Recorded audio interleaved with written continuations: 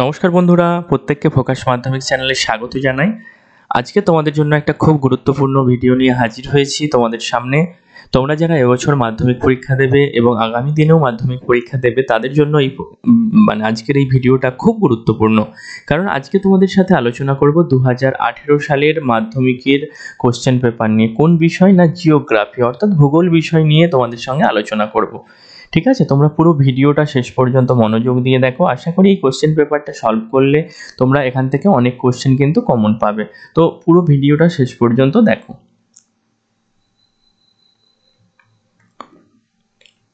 দেখো, প্রথমেই তোমাদের বিভাগ গতে চলে যাই। এখানে কি কি কোশ্চেন কি ধরনের আসে। প্রথমে কিন্তু রয়েছে এমসিকিউ টাইপ কোশ্চেন 14টা। ঠিক আছে, প্রথম কোশ্চেন কি রয়েছে দেখো। শুষ্ক অঞ্চলে গিরিখাতকে কি বলা হয়? সঠিক উত্তর হবে ক্যানিয়ন।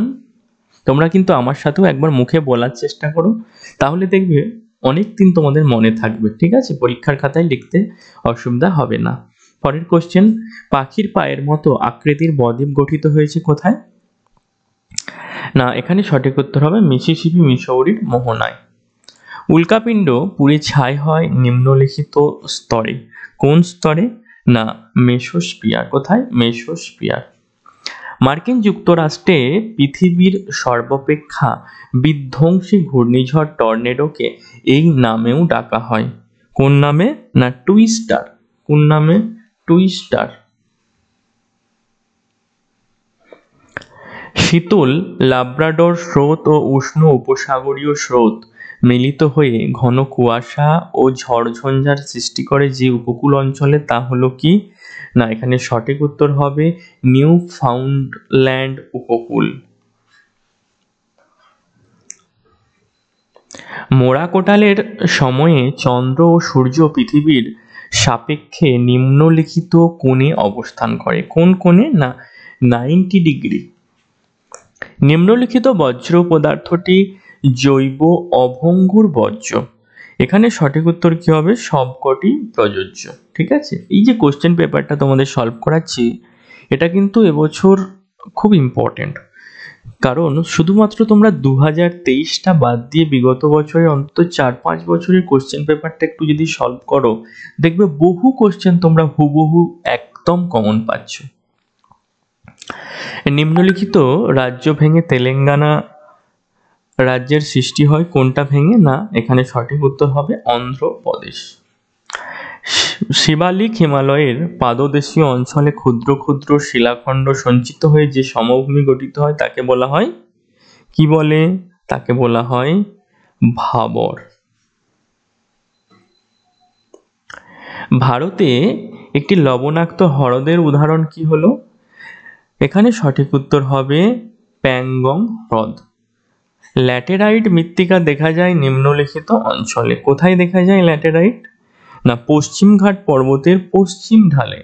পশ্চিমঘাট পর্বতের পশ্চিম ঢালে। গম হলো একটি কি? গম কি? গম হলো রবি শস্য।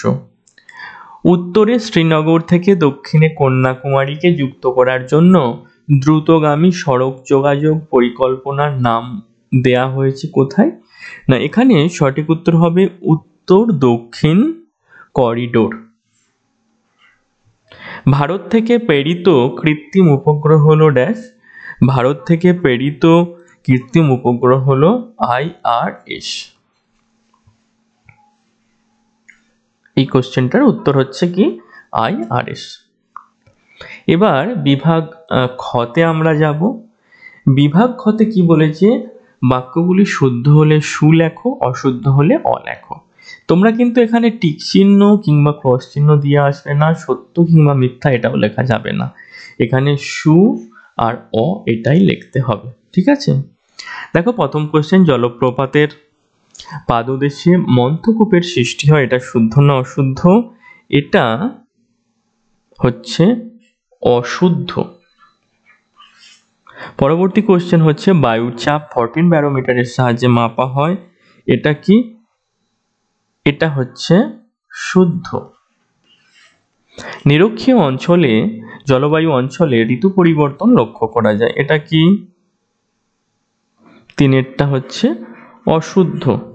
চারেরটা কি? চারেরটা হচ্ছে প্রশান্ত মহাসাগরের সৃষ্ট এল নিনোর প্রভাবে দক্ষিণ আমেরিকার পশ্চিম উপকূলে খরার সৃষ্টি হয়। চারেরটা হবে অশুদ্ধ। বিহার ও ছত্তিশগড় রাজ্যে ক্রান্তীয় চিরহরিৎ বনভূমি দেখা যায়। এটা হচ্ছে অশুদ্ধ। পেট্রো রসায়ন শিল্পকে আধুনিক শিল্প দানব বলা হয়। এটা কি? এটা হলো শুদ্ধ। মহাকাশে কৃত্রিম উপগ্রহ যেখান থেকে চালু হয় তা হলো প্ল্যাটফর্ম। এটা কি? এটা হলো মহাকাশে কৃত্রিম উপগ্রহ যেখান থেকে চালু হয় সেটা কি বলা হয়? প্ল্যাটফর্ম। এই কোশ্চেনটা এখানে শুদ্ধ লেখা আছে, মুছে দিলাম। এটা কি হবে তোমরা আমাকে কিন্তু কমেন্ট করে জানাও, ঠিক আছে? খুব সহজ কোশ্চেন, তোমরা একটু কমেন্ট করে জানাও তো দেখি আমাকে এই কোশ্চেনটার উত্তর। পরের কোশ্চেন দেখো, 1 নম্বর কোশ্চেন কি বলেছে? ড্যাশ নদীর নাম অনুসারে নদীতে সৃষ্ট বাঁক মিয়েন্ডার নামে পরিচিত। এখানে সঠিক উত্তর হবে মিয়েন্ড্রেস। কি হবে? মিয়েন্ড্রেস। পরবর্তী কোশ্চেনে যাই। হিমবাহ পৃষ্ঠে আড়াআড়ি ও সমান্তরাল ফাটলগুলিকে কি বলে? না, ক্রিভাস। বায়ুমণ্ডলের উচ্চতা বৃদ্ধির সাথে উষ্ণতা বৃদ্ধি পাওয়াকে কি বলে? বলা হয় বৈপরীত্য উত্তাপ।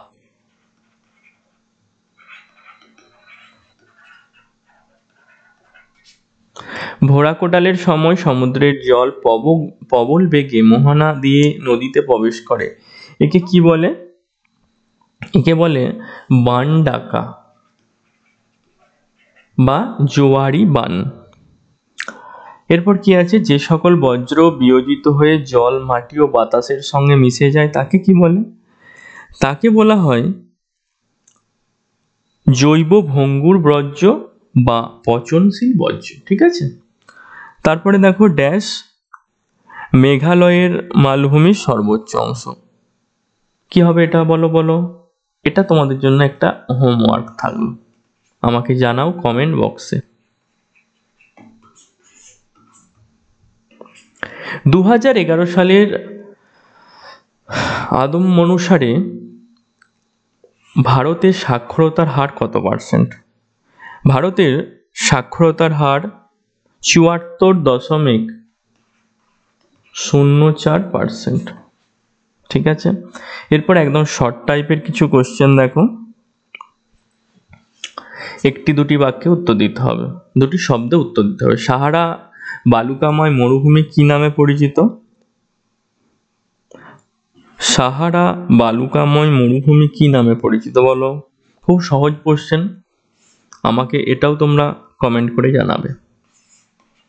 দুয়েরটা যাই, বায়ুমণ্ডলের কোন স্তরে জেট বিমান যাতায়াত করে? কোন স্তরে বলো? এটা হবে কি? একটু কমেন্ট করো। সঠিক উত্তর হবে কি? স্ট্র্যাটোস্ফিয়ার। কি হবে? স্ট্র্যাটোস্ফিয়ার। সামুদ্রিক মাছের প্রধান খাদ্য কি? সামুদ্রিক মাছের প্রধান খাদ্য কি? এই যে কোশ্চেনটা আছে, এই কোশ্চেনটাও তোমরা আমাকে কিন্তু জানাবে, তোমাদের কমেন্ট বক্সে রিপ্লাই অ্যান্সারটা জানিয়ে দেবো, ঠিক আছে? একটু তেজস্ক্রিয় বর্জ্যের নাম লেখো, অনেক আছে, তোমরা কোনটা লিখবে? যে ইউরেনিয়াম, আরো অনেক আছে, একটা লিখতে পারো ইউরেনিয়াম। তোমরা অন্য যদি জানো আমাকে জানিও কমেন্ট করে। দক্ষিণ ভারতের দীর্ঘতম নদীর নাম কি? গোদাবরী। কি? গোদাবরী। ভারতের কোন অরণ্যে সিংহ পাওয়া যায়? ভারতের গির অরণ্যে। ঝাড়খণ্ড ও পশ্চিমবঙ্গ রাজ্যের যৌথ বহুমুখী নদী পরিকল্পনার নাম কি? দামোদর ভ্যালি কর্পোরেশন বা ডিভিসি। কোন মানচিত্রে সমন্বিত রেখার সাহায্যে ভূপ্রকৃতি বোঝানো হয়? ভূ বৈচিত্র্য সূচক মানচিত্রে। কি না? ভূ বৈচিত্র্য সূচক মানচিত্রে। এবার দেখো, এই যে বাম দিকের সাথে ডান দিক ম্যাচ করাতে হবে। প্রথমে আছে তাল, এর সাথে কি ম্যাচ হবে? দেখো, তালের সাথে এটা ম্যাচ হচ্ছে পশ্চিম হিমালয়ের হ্রদ। ঝুম চাষ কোথায়? ঝুম চাষ হবে, ঝুম চাষ ঝুম চাষের সাথে হচ্ছে মৃত্তিকা ক্ষয়। চিকমা গালুর এর সাথে হবে কফি গবেষণা কেন্দ্র, কফি গবেষণা কেন্দ্র। বারাণসীর সাথে হবে diesel rail engine, diesel rail engine. কি হবে? Diesel rail engine. এই হচ্ছে তোমার ডান দিকের সাথে বাম দিক। এরপর 2 নম্বরে কি কি কোশ্চেন এসছে একবার দেখে নাও। এগুলো তোমরা ছোট ছোট করে খাতায় লিখেও করতে পারো কিংবা বই দেখেও করতে পারো। তবে এই যে কোশ্চেনগুলো হিমশৈল না, এইগুলো ধরো যে কোশ্চেনগুলোর সাথে ছবি আঁকা যাবে, ঠিক আছে, ছবি আঁকা সম্ভব, তার সাথে অবশ্যই ছবি আঁকবে। 2 নাম্বার থেকেই কিন্তু ছবি আঁকা শুরু হবে, ঠিক আছে। অপসারণ শর্ত, হিমশৈল, ঝিনুক, অ্যাপোজি জোয়ার, বজ্র পৃথকীকরণ কিভাবে, বজ্রের পুনর্বীকরণ, কর্ণাটক মালভূমির 2টি ভূপ্রাকৃতিক অংশ, বৃষ্টির জল সংরক্ষণের 2টি উদ্দেশ্য। যেগুলো দেখবে ছোট ছোট উত্তর হবে, পয়েন্টে উত্তর হবে, সেই কোশ্চেনগুলো অ্যাটেন্ড করার চেষ্টা করবে। ধাপ চাষের গুরুত্ব, ধারণযোগ্য উন্নয়ন, উপগ্রহ চিত্র, ভূ বৈচিত্র্য মানচিত্রের সংজ্ঞা। এবার দেখো একটু বড় কোশ্চেন। নদীর মোহনায় বদ্বীপ কেন গড়ে ওঠে? ট্রপোস্ফিয়ার উচ্চতা বৃদ্ধির সাথে উষ্ণতা হ্রাস পায় কেন? গ্যাসীয় বজ্রের পরিমাণগত হ্রাস, ভারতের অরণ্য সংরক্ষণের 3টি উপায়। আধুনিক যোগাযোগ ব্যবস্থা বলতে কি বোঝো? ভূ বৈচিত্র্যময় মানচিত্র উপগ্রহ চিত্রের পার্থক্য, ভূ বৈচিত্র্য সূচক মানচিত্রের 3টি ব্যবহার। প্রত্যেকটা কোশ্চেনই কিন্তু ইম্পর্টেন্ট কোশ্চেন। এটা হচ্ছে তোমাদের যারা দৃষ্টিহীন তাদের জন্য, ঠিক আছে।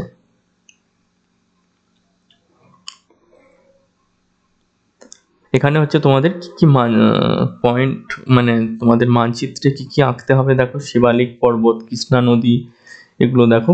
এগুলো কিন্তু প্রতি বছর তোমরা যদি একটু প্রিভিয়াস ইয়ার একটু টেস্ট পেপার দেখে প্র্যাকটিস করো, এগুলো তোমরা কিন্তু অনায়াসে কমন পেয়ে যাবে, ঠিক আছে। কি কি এসেছে একবার এগুলো দেখে নাও, এগুলো একটু দেখে নাও। আর এইগুলো হচ্ছে দৃষ্টিহীনদের পরীক্ষা। এই কোশ্চেনগুলো শর্ট কোশ্চেন তোমরা একটু পড়ে রাখতে পারো, একবার একটু শুধু এক ঝলক দেখে নাও। কোশ্চেনগুলো একটু এক ঝলক দেখে নাও, ঠিক আছে। তো আজকের ভিডিওটা এখানেই শেষ করলাম। যদি ভালো লাগে একটা লাইক করো, নতুন হয়ে থাকলে চ্যানেলটা সাবস্ক্রাইব করে পাশে থাকা বেল আইকনটা ক্লিক করে দিও। আর যে কোশ্চেনগুলো তোমাদের হোম টাস্ক দিলাম, ঠিক আছে, হোমওয়ার্ক দিলাম, সেগুলো কিন্তু প্রত্যেকটার উত্তর আমাকে কমেন্ট করে জানিও, ঠিক আছে। কমেন্ট করে কিন্তু আমাকে অবশ্যই জানিও। আর কোনো কোশ্চেনে ডাউট থাকলে অবশ্যই সেটা লেখো, তার অ্যান্সার তোমাদের রিপ্লাই করে দেওয়া হবে, ঠিক আছে। তো আজকের ভিডিওটা এখানেই শেষ করলাম। সকলের পরীক্ষা খুব ভালো হবে এই কামনা রইল আমাদের পক্ষ থেকে। Thank you so much, tata, all the best.